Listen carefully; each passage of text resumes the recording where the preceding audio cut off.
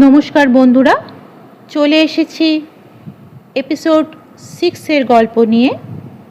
আপনারা শুনছেন মানুষ, মন ও প্রকৃতি, বিজ্ঞান না বিশ্বাস। আমি মহাশ্বেতা চ্যাটার্জি। কল্পনা করুন, ক্যারিবিয়ান সাগরের মাঝে একটি ছোট্ট ব্যক্তিগত দ্বীপ। বাইরে থেকে দেখতে স্বর্গের মতো। নীল জল, সাদা বালি, বিলাসবহুল প্রাসাদ। কিন্তু বহু বছর ধরে অভিযোগ আসছিল এই দ্বীপে এমন কিছু ঘটছিল যা পৃথিবীর মানুষের অজানা। এই দ্বীপটির নাম এপস্টিন আইল্যান্ড। এই গল্পের কেন্দ্রীয় চরিত্র জেফ্রি এপস্টিন, একজন ধনী ফাইন্যান্সিয়াল ইনভেস্টর। নিউ ইয়র্কের উচ্চবিত্ত সমাজে তার ছিল অবিশ্বাস্য প্রভাব। রাজনীতিবিদ, বিজনেস টাইকুন, এমনকি কিছু বিখ্যাত ব্যক্তিও ছিল তার পরিচিতির তালিকায়। 1998 সালে এপস্টিন কিনে নেয় একটি ব্যক্তিগত দ্বীপ, লিটল সেন্ট জেমস। এই দ্বীপটি যুক্তরাষ্ট্রের ভার্জিন দ্বীপপুঞ্জে অবস্থিত।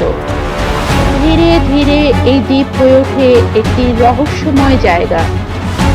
অনেক প্রাইভেট বিমানের এই দ্বীপে যাতায়াত ছিল, কিন্তু বাইরের মানুষ প্রায় কিছুই জানত না।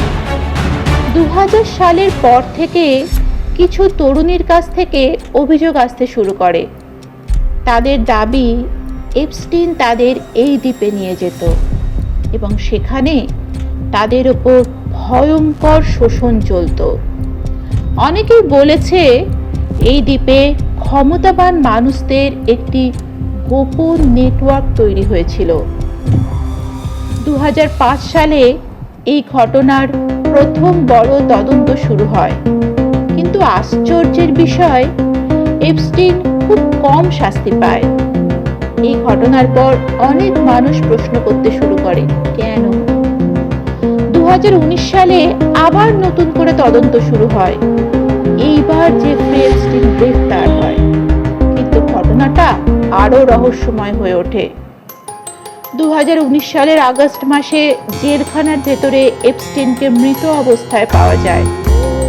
সরকারি রিপোর্ট বলেছিল সুইসাইড, কিন্তু অনেক মানুষ এই ব্যাখ্যা মানতে রাজি হয়নি, কারণ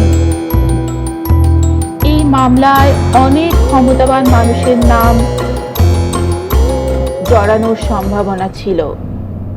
তাহলে প্রশ্ন হলো, এপস্টিন আইল্যান্ডে আসলে কি ঘটতো, আর এই ঘটনার পেছনে আর কারা জড়িত ছিল? এই রহস্যের আরো গভীরে আমরা যাব পরের পর্বে।